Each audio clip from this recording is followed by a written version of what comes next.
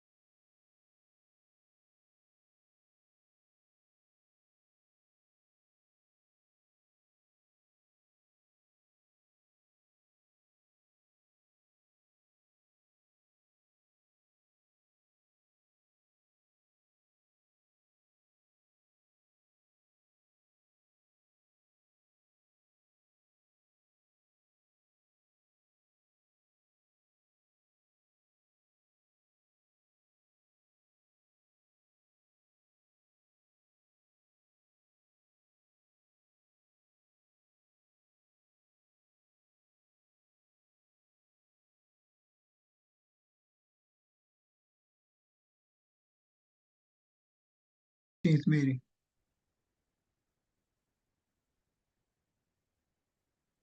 Need a second.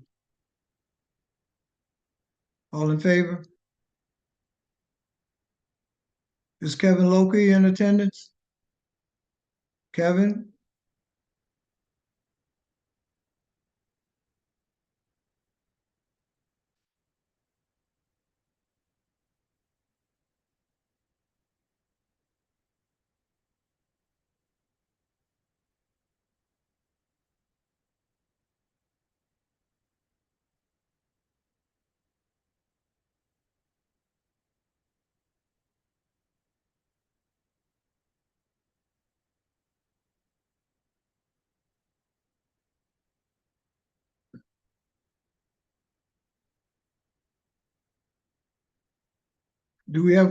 Do we have any questions for Kevin? Do we have a sandwich for Kevin? Yeah. Okay. All right. Way to go. make sure that you all eat lunch too. I'm sorry we started the meeting. I didn't see the food. So, uh, Greg, are you in the house? Could you give us a financial report?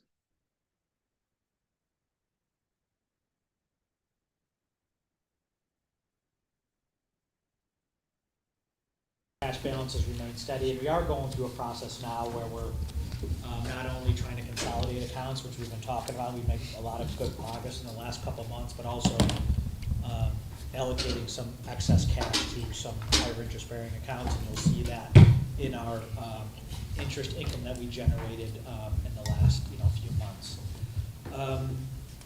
In terms of our investments, all of the things that we have talked about over the last 6 to 12 months in terms of our two ancillary investments here have been really recorded and adjusted to what we believe the fair value is.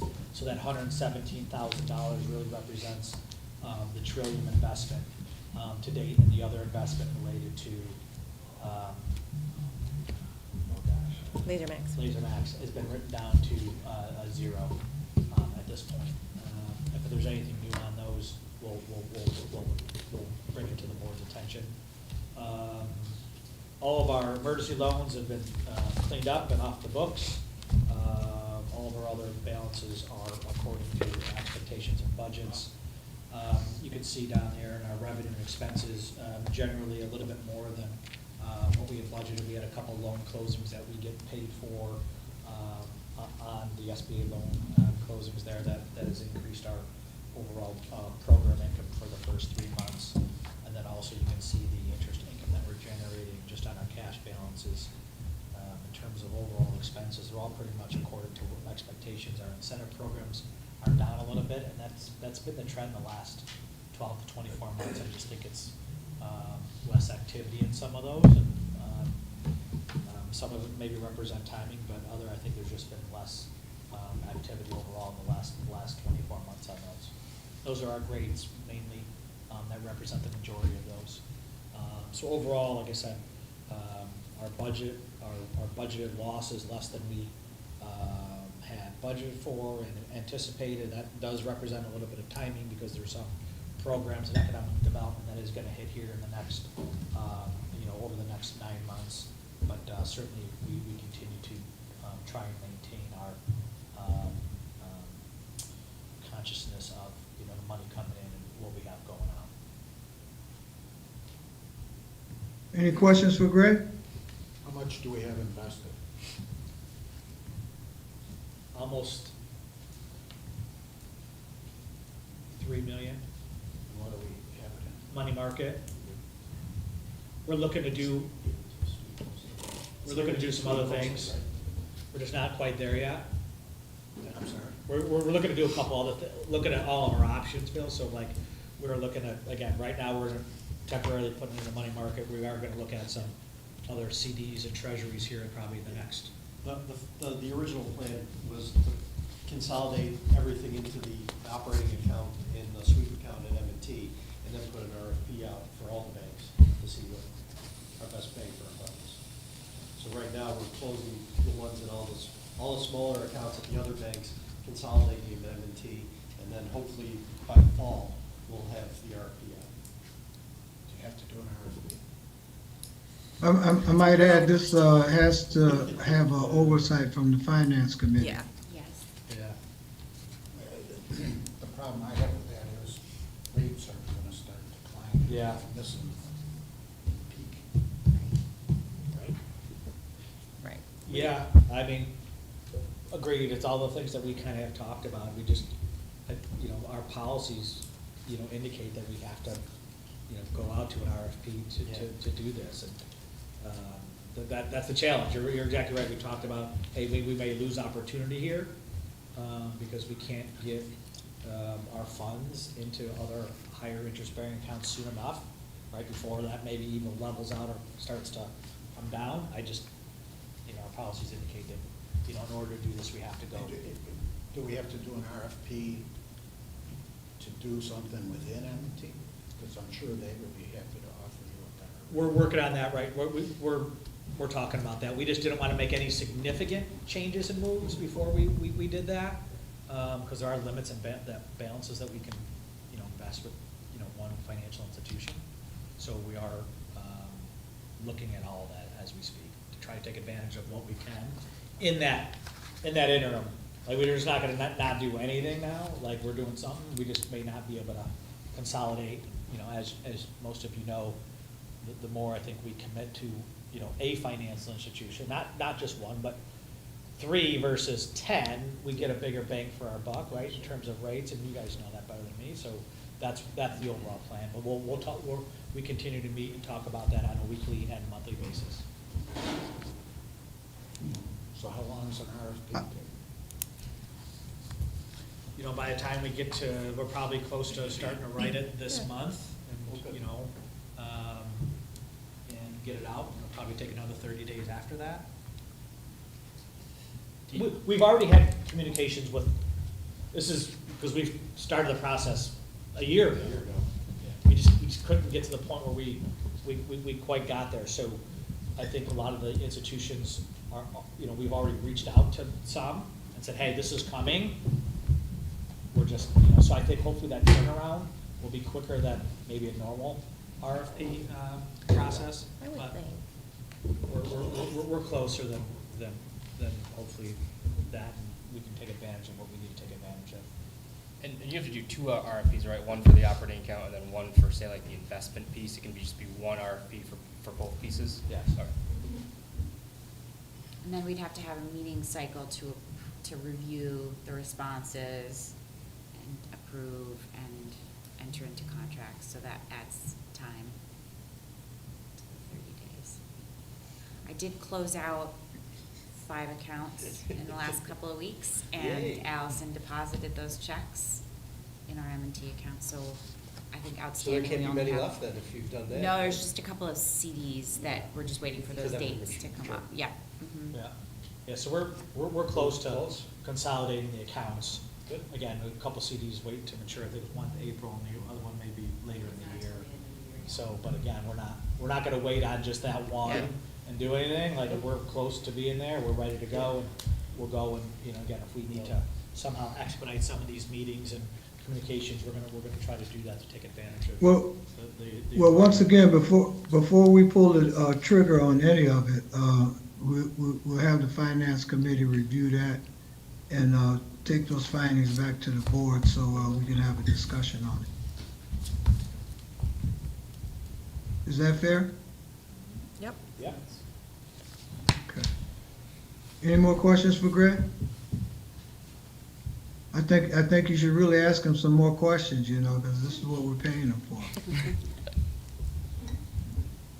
I mean, do I need a sandwich? I know I look like I need a sandwich. Well, you can eat and take a break. We can come back to you. But if not, let us move on here. We had an executive committee just right before the board meeting to review a couple of programs that we have funded prior. And they're up for funding once again. It's Monroe BOCES 1 and 2 for the same program. And that should be in your packet. And Monroe 2 BOCES Orlean for the CDL licensing program. And so the first program you're going to hear from is for the same program, and we have Teresa Alampi Cortez and Lenny Hall. They're right in the room right there, and I think that they can just give you an update if need be on the same program. But it's budgeted for $40,000, and that program will run for another year. Monroe BOCES 1 and Monroe BOCES 2 in Orleans. Teresa had to leave. I'm Lenny Hall from Monroe 1 BOCES. I teach the machining program over there. And Mark. Good afternoon. I'm Mark Laubach. I'm the Assistant Business Official at Monroe Orleans BOCES. And I work very closely with our high school program and our adult ed programs. So thank you for your time this afternoon. Excuse me, Mark, I didn't see you earlier, so that's why I didn't, I'm not in the room, but. I was hiding earlier, all right. I felt Go ahead. let Teresa do her job, but she had to leave last, so you get to see me now, so thank you for Okay. having me, appreciate it. So, Lenny, just an overview of the program. I mean, it's, you're proposing the same setup from like a year ago. If you can explain some of the experiences that the young folks are getting by being exposed to the program for advanced manufacturing. Sure thing. Same as an acronym for Summer Advanced Manufacturing Experience, and it's a 3-week class. Monday through Thursday, we're in the shop or the classroom, making parts, usually cutting metal, different projects. We usually have 1 to 2 projects a week that the students complete. And on Fridays, it's a half day where we visit at least a minimum of 2 companies somewhere in the city. The company is somewhat involved in one kind of advanced manufacturing. It could be an optical company, it could be a machine shop, it could be a company like Gleason's or Progressive Machine Design that builds advanced machinery, and some of the machinery in there is quite fantastic, and it goes every day. These companies provide equipment around the world. The students learn machine shop skills, pre-engineering skills, and like I said, we pull from our school districts in the area.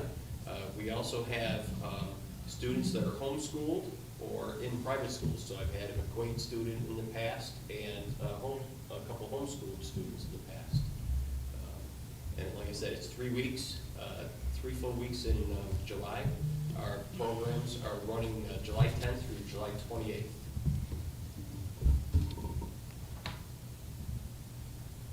Any questions for Lenny or for Mark?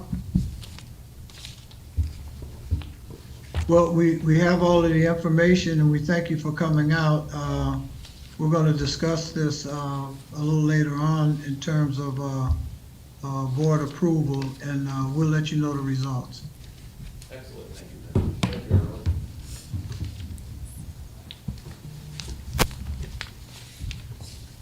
Next up, we have Shauna Goro Courts and Rebecca Horowitz. They are from the CDL program, Monroe to Orleans BOCES. Hello, thank you so much for having us. I'm Rebecca Horowitz. I'm the Assistant Director at Center for Workforce Development in Monroe to Orleans BOCES. Got 2 colleagues here with me. I'll let them introduce themselves. I'm Carolyn Garten, and I'm a program specialist and work with the CDLB program. And I'm Shauna Kurtz, and the director of the Center for Workforce Development. Shauna has a handout that she's going to share with you. A few of you already have it, just with some highlights. Raise your hand if you didn't get one before. Highlights of our program, as well as some of the marketing materials that we're using to recruit students. So the Monroe to BOCES CDLB program is a driver training program that helps our enrollees practice on a school bus to learn how to drive a commercial vehicle, a Class B vehicle, and then eventually pass their road test. We've had this program for a few years, but had to overhaul it with some federal regulation changes last February. And so we've been continuing to refine the training program, and are very, very proud of the outcomes that we've had so far this year. We have had, right now, our enrollment count is 21 students, and that's with 3 cohorts that we've run so far out of 4 total that we'll run this year.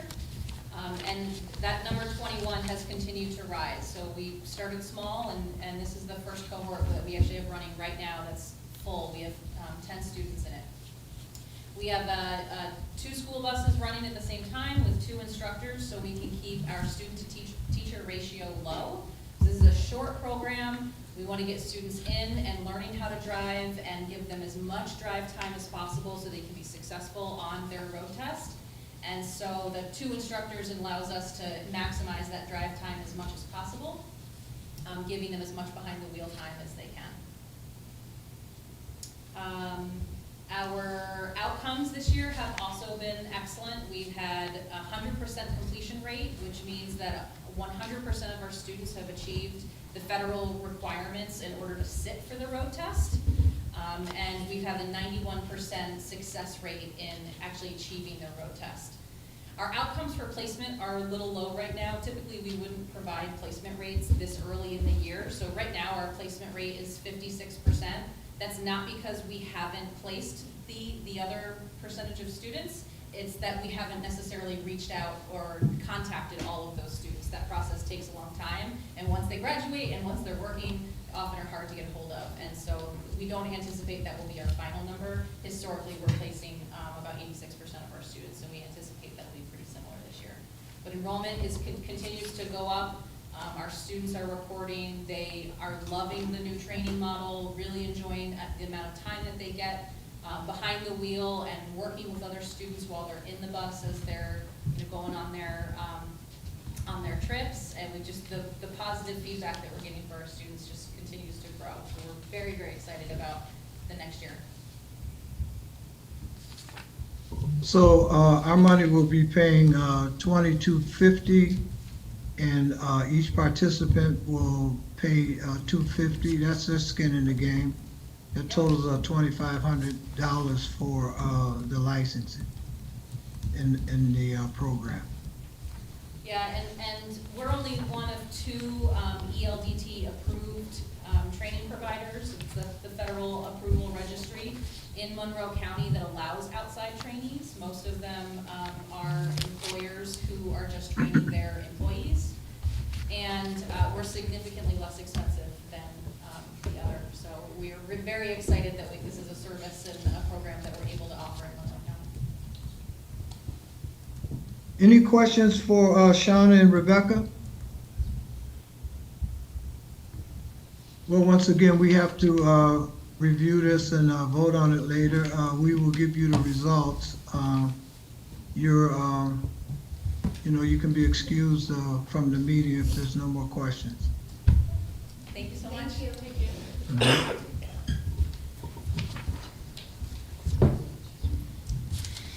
Make sure you charge them for something to eat, you know? Thank you. Thank you. All right.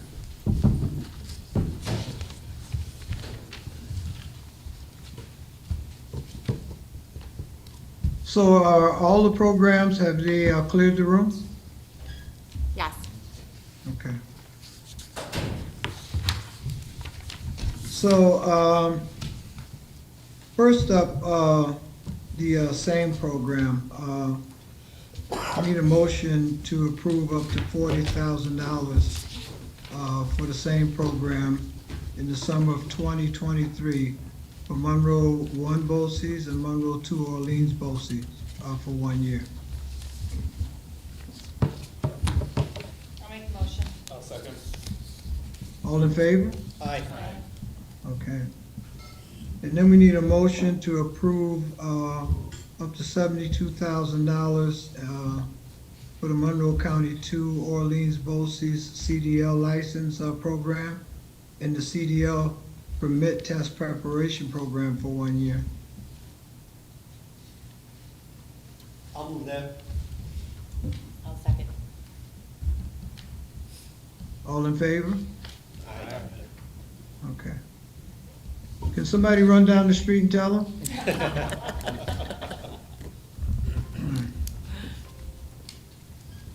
All right, so next we have the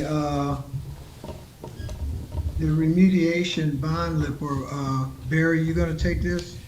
Yes, this is another bond issue that was issued as a variable rate in 2016 for the benefit of Jewish Home of Rochester.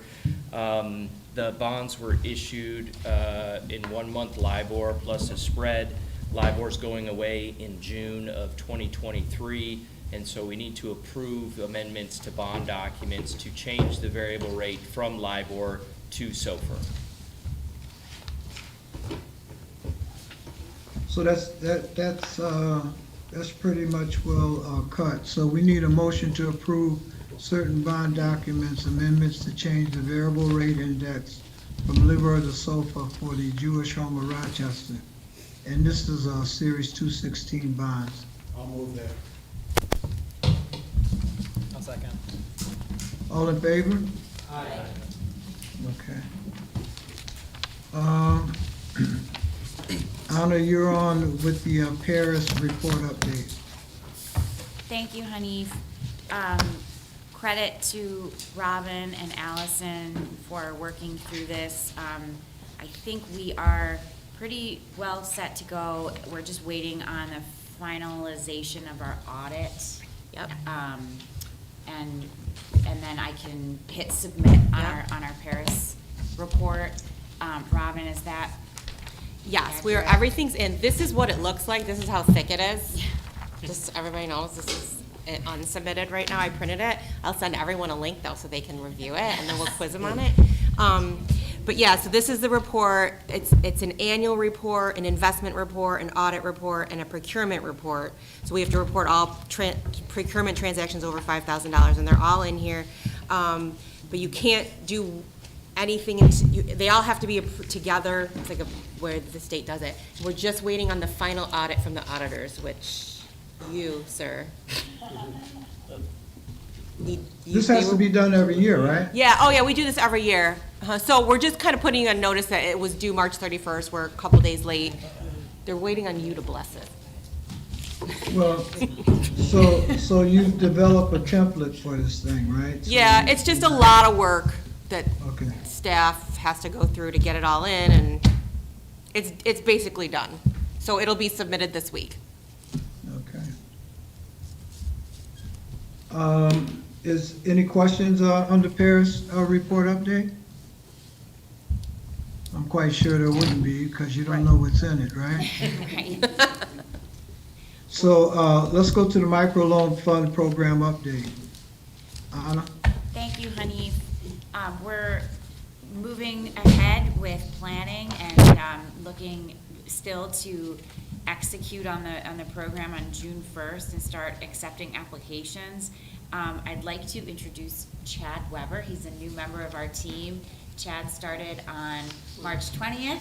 Hi, Chad. He's an underwriter for our microloan fund. Chad, can I put you in the hot seat to just sort of introduce yourself quickly? Sure, I'm Chad Weber, new underwriter, as I was at. Mostly before I've been working on residential lending, so transitioning over to commercial lending, but I've been underwriting for about 20 years, so plenty of experience in financial review. Thanks, Chad. Shamika Hato also joined us on March 20th as a microloan underwriter. Shamika's not feeling 100% today, so we didn't want to require her to come to the board meeting, but I'm sure you'll be introduced to Shamika at some point. Tony is working with Chad and Shamika and the rest of the team on building out the application, and we're in conversation right now with the Monroe County Law Department. Barry joined us for a call yesterday with the law department to sort out what will go into the contract between the county and MCIDC.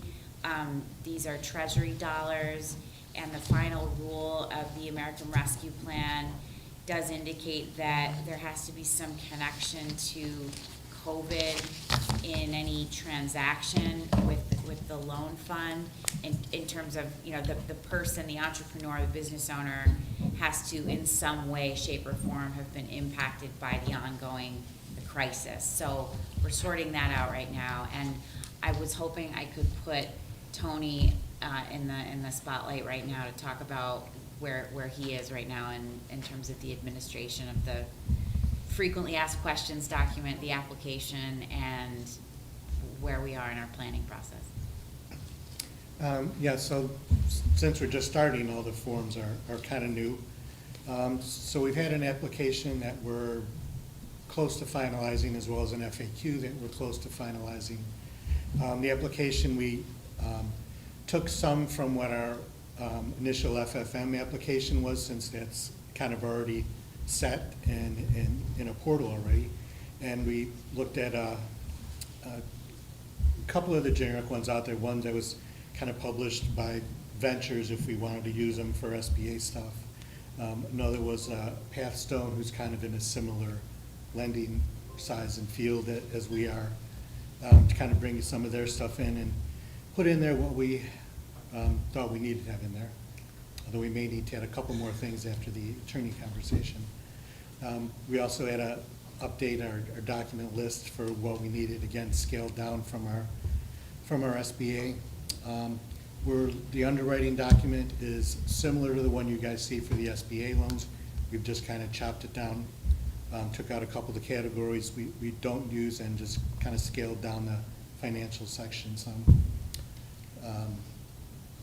The spreadsheet, we have a form that we're kind of using for that. It'll make some of the calculations for some ratios and some of the cash flow too. It's kind of a modified version, not the same one used for the SBA, since that's through a software program where we pay license per user.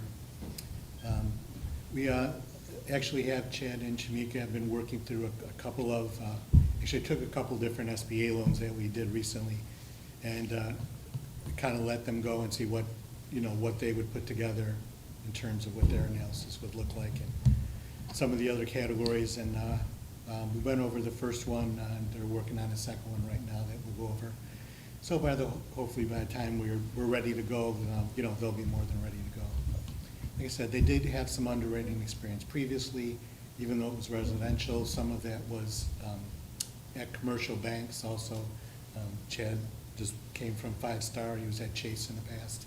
So it's a little better than if they were just straight at a, residential mortgage company. We have been talking to some different people as we've been promoting the program, and we kind of have a pre-list of about a dozen people who are just waiting for us to get something in their hands so they can start.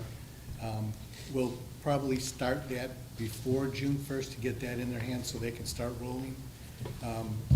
They have been advised that nothing happens until June 1st, and that it's not a first come, first served basis, so they're not gaining anything by being in first. They actually may have a couple extra bumps in the roads as we smooth things out. But so at least we're hoping to be able to, get started with the bang, and then once we're starting, hopefully between our marketing efforts and, some of the small business owners talking to each other, that, that they'll know that we're kind of here to try to help them out with something and try to help them move forward. What is a start date for us? Is there any? Technically June 1st. Okay. And hopefully can start rolling out some approvals, advance some money right in the beginning. So we do anticipate turndowns. Hopefully as we get going along, we'll be able to find the good ones to make and not the bad ones. And as some of them are smaller, we will be giving them, more attention than we actually give the SBA ones, especially in the beginning as they, start some of the more learning process for them of having a real commercial loan, as opposed to something that's personal in nature that was used for business. I think that's Okay. Any questions for Tony? Any questions for Chad? I can't see you, Chad, but your voice sounded a little bit like Tony, so I didn't know who was, Oh, he looks a little different. which one of you guys were talking, but I'm hoping to make your acquaintance very soon. There's the summary board evaluation, which was included in the board packet. There's no action needed with that. We finally got that done and out of the way, so. This is part I'm of looking Paris. to, if there's no questions or anything, any concerns, we need to adjourn this meeting. Need a motion? Second. Second? Okay. All in favor? Aye. Okay, the next meeting will be Wednesday, May 10th, at